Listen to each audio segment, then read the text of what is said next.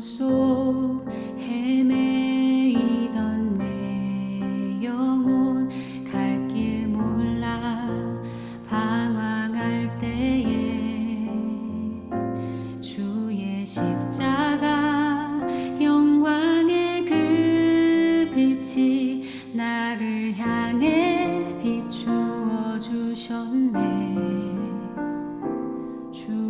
주홍빛보다 더 붉은 내 죄 그리스도의 피로 씻기어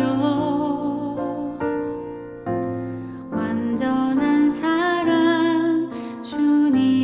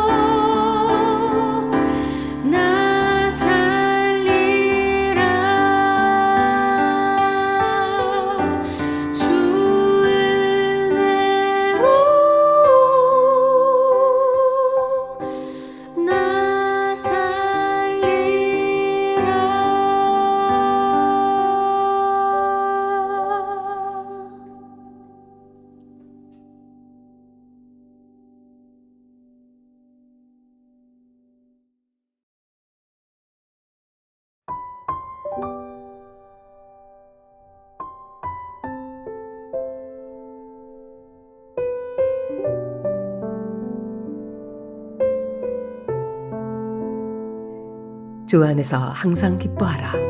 내가 다시 말하노니 기뻐하라. 너희 관용을 모든 사람에게 알게 하라. 주께서 가까우시니라. 아무것도 염려하지 말고 다만 모든 일에 기도와 간구로 너희 구할 것을 감사함으로 하나님께 아뢰라. 그리하면 모든 지각에 뛰어난 하나님의 평강이 그리스도 예수 안에서 너희 마음과 생각을 지키시리라.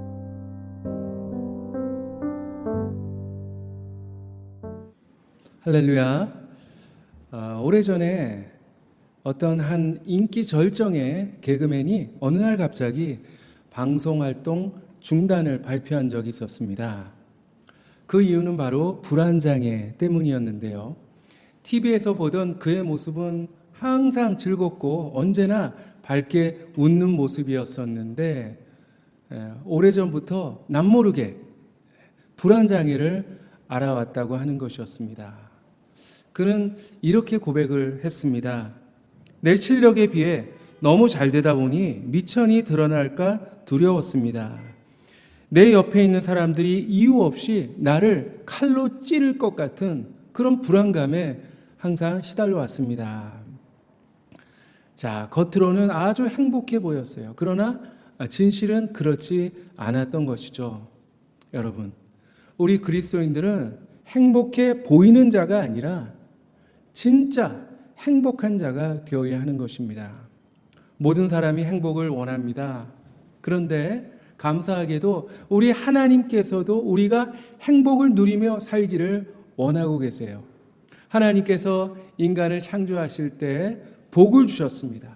그러면서 생육하고 번성하여 땅에 충만하라 그렇게 축복해 주셨습니다. 그리고 예레미야서 29장에 보니까 너희를 향한 나의 생각을 내가 아나니 평안이요 재앙이 아니니라. 너희에게 미래와 희망을 주는 것이다.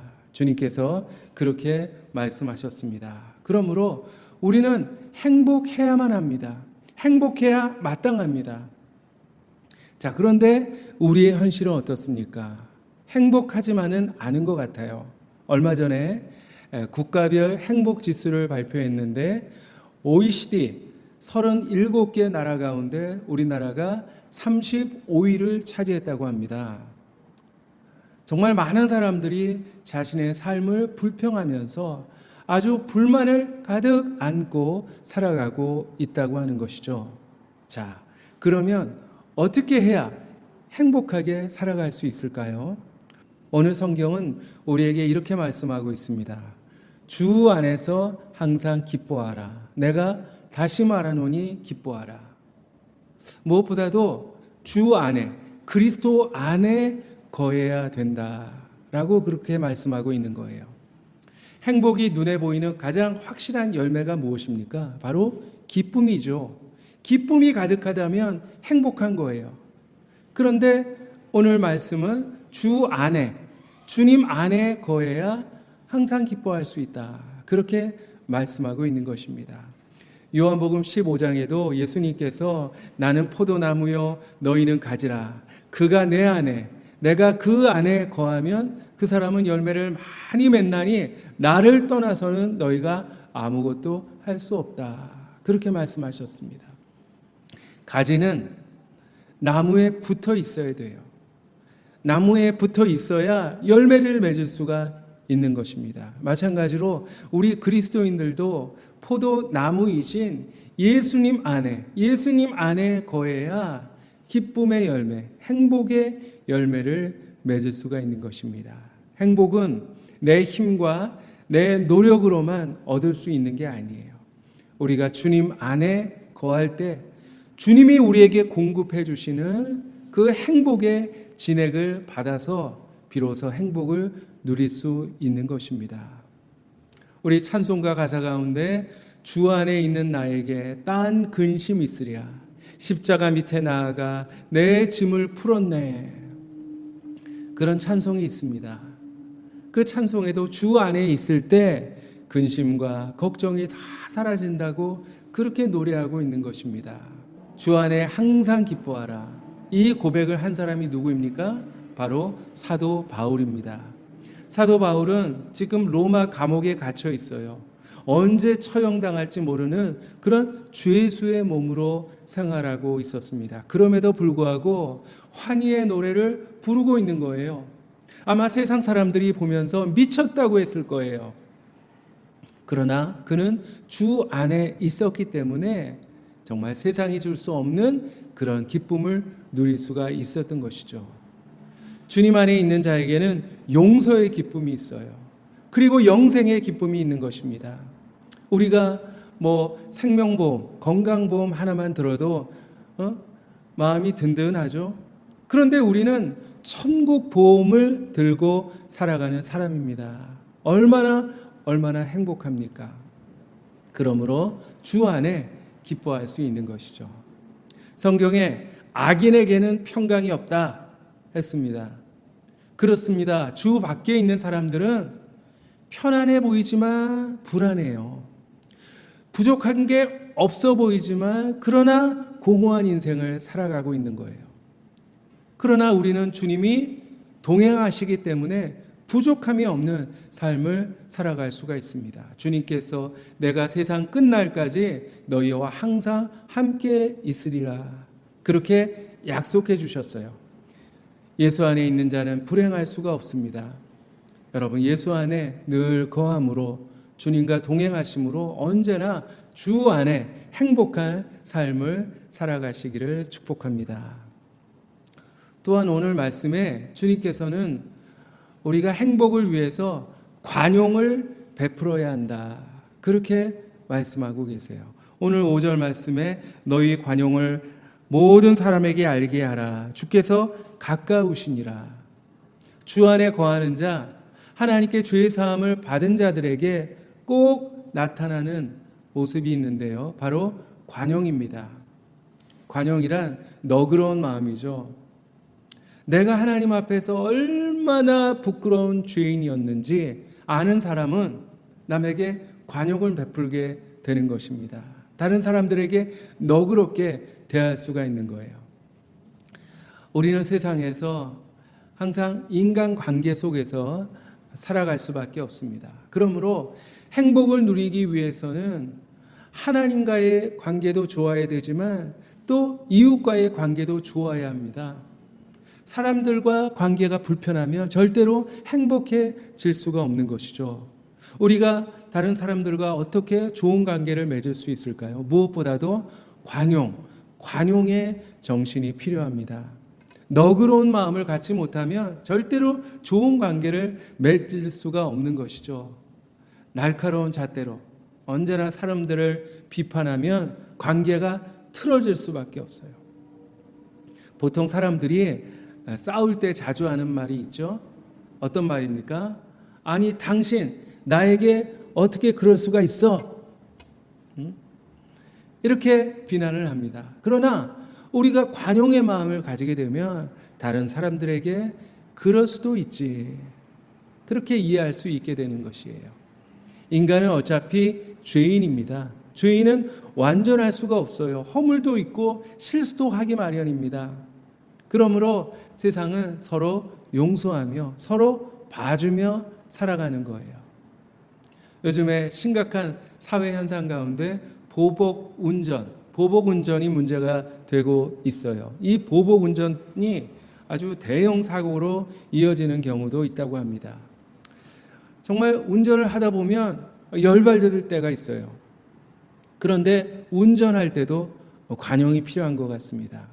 얼마 전에 제가 유튜브에서 재미있는 영상을 봤는데요.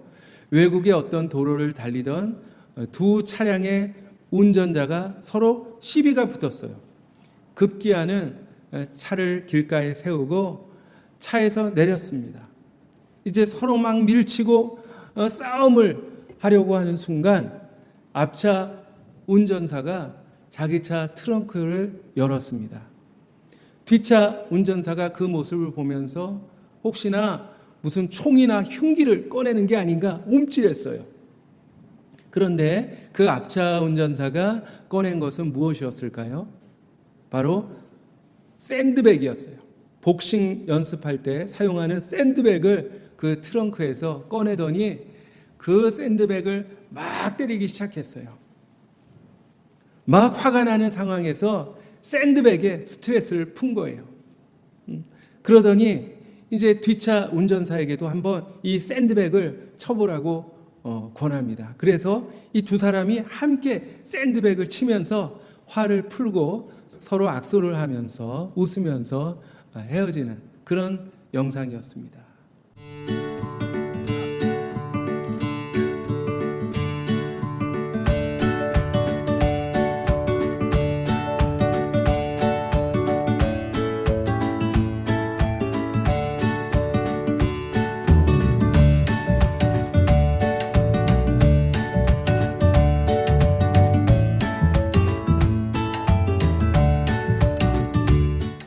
정말 우리에게도 샌드백이 하나씩 있어야 될 것 같아요.